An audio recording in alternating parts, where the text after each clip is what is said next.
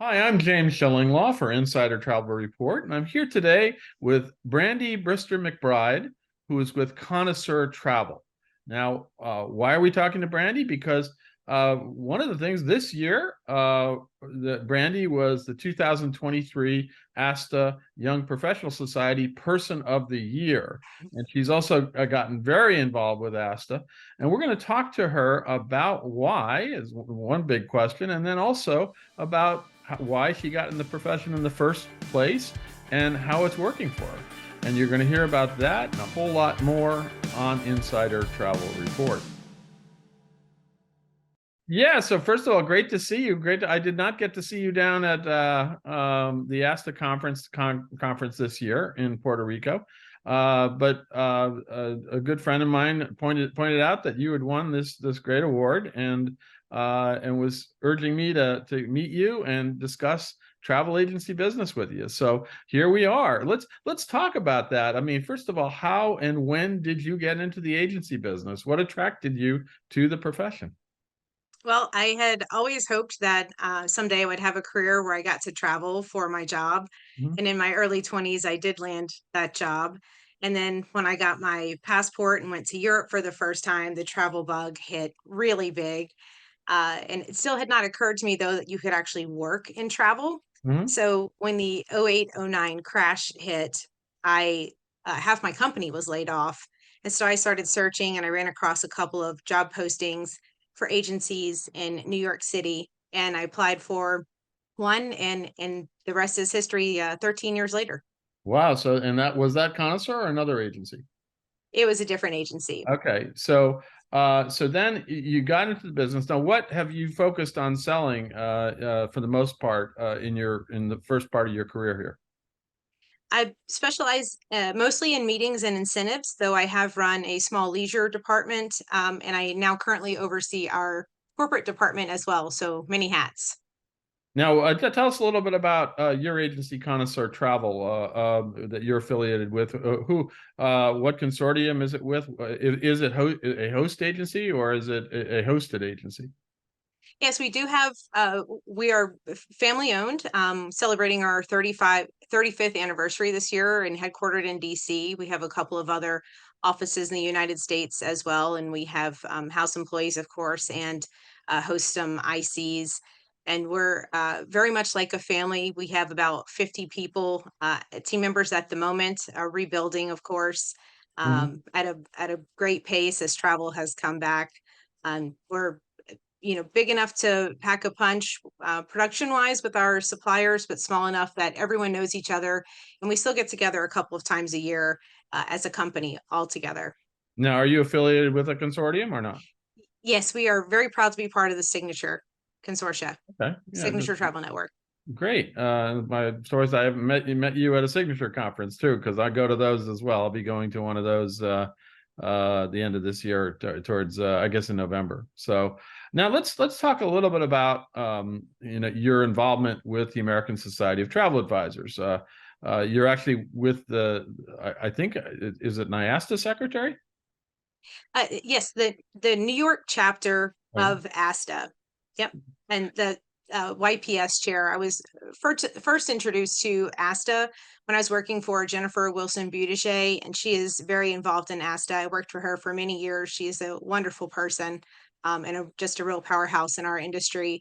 And a couple years later, I met the president of ASTA, Zane Kirby, when we were doing some volunteer work for Tourism Cares, and I learned about the great advocacy work that the association does in fighting for our industry. That their goal is to promote, defend, educate, and represent the entire travel industry. And there are countless battles that they have fought on behalf of agencies and advisors that alone I could spend the next 2 hours talking about. ASTA lobbies hard on the issues that matter and protect our industry and our business. And I'm sure that you are well aware of Legislative Day, which just happened last month, I where we missed had. it I missed it this year, but normally I'm there. They had some good issues that they wanted to focus on, but it sounds like all of that exposure to Jennifer and to Zane really inspired you to really be part of the process, not just as part of your profession, to really get with the program with ASTA, right? Indeed. And then a couple of years ago, when I really dove in to ASTA, it was 2 years ago. Jim Killen, who is very well known in the industry, he's very well respected and liked. And when he became the president of the New York ASTA chapter, he came to me and asked me to join his board as the YPS chair. And I certainly couldn't tell him no. I had known of ASTA and been involved in a less meaningful way than I have been over the past couple of years. But so our industry is full of very experienced advisors that uh, bring so much knowledge and experience to the table. And we were trying to bridge the gap between keeping the industry growing and bringing in and engaging advisors new to the industry or young advisors. And Jim saw me as, I guess, somewhere in the middle of the gap, close enough to the YPS demographic and age to be relatable, with enough experience to be dangerous. No, and that's a great, and Jim is a great guy, and I've known him for a while, and really knows his stuff. So obviously you've gotten started to really get involved and be part of that, as I said, part of the process. And now, of course, this past year you were named the 2023 YPS Person of the Year. Any idea why ASTA selected you? Well, I suppose this is so for the New York ASTA chapter. This is our first ever YPS position. And Jim felt very strongly about having that in place. And I the recognition, it just means that I and we, the board that I'm with, we're doing the right thing, and we're engaging people that want to be engaged, and keeping keeping the industry alive, Now, keeping it going. within your chapter, have you helped to bring younger people into the chapter and to get them interested? Oh yes, absolutely. So we've held several events. I think they're quite fun. We've had a handful of events over the past couple of years. Sometimes they're morning meetings, fun lunches, great evening receptions, and we partner with a supplier on them. And that's really like the soft introduction to ASTA. Although I talk about it any opportunity that I get, elevators, strangers, people, even to people that have been in the industry for 40 years. Right. Yes, but it has absolutely brought in some young members to our chapter.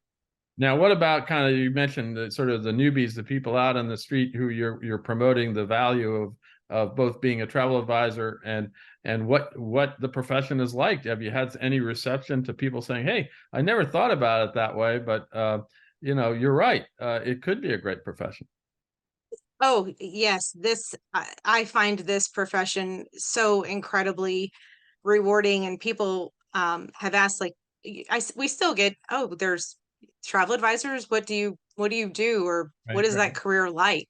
Right. And I always have, well, I could name many reasons, but the three that I always go to of why this is an excellent career choice.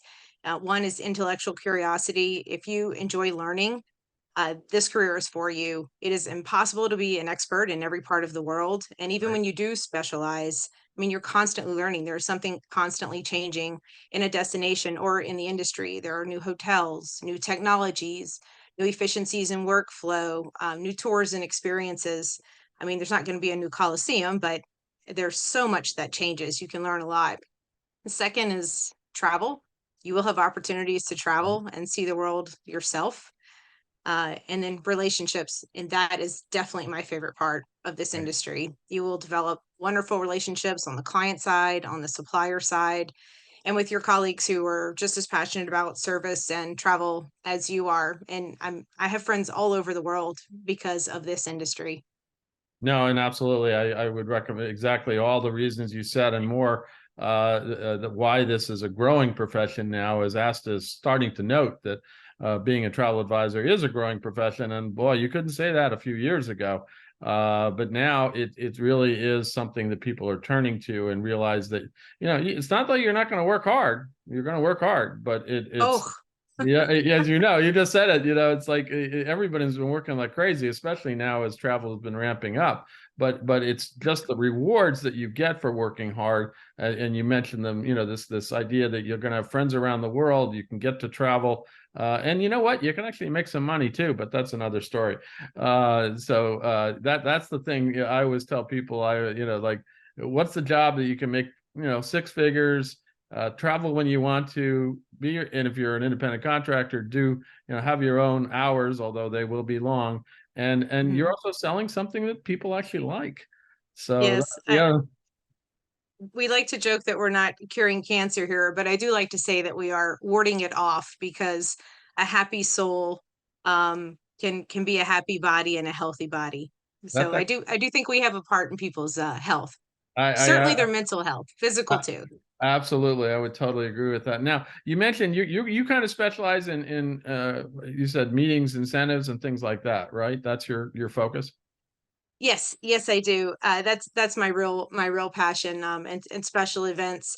I love the majority of things of events that I've planned have been in Europe. But then when COVID hit, I thoroughly enjoyed learning more about the United States and planning so much more here. I think I've planned more in the U.S. over the past 4 years than I did in the 8 or 9 years before it. And there's just tremendous beauty and variety of travel style and offering in the United States, right here in our proverbial backyard. Then you have that now, and then you can go back to selling abroad as well. So Oh, yes. that's the thing, and as we all start to travel again a lot. Now, obviously, we talked about this, that you think the profession is really a good one for both younger people and people seeking new careers.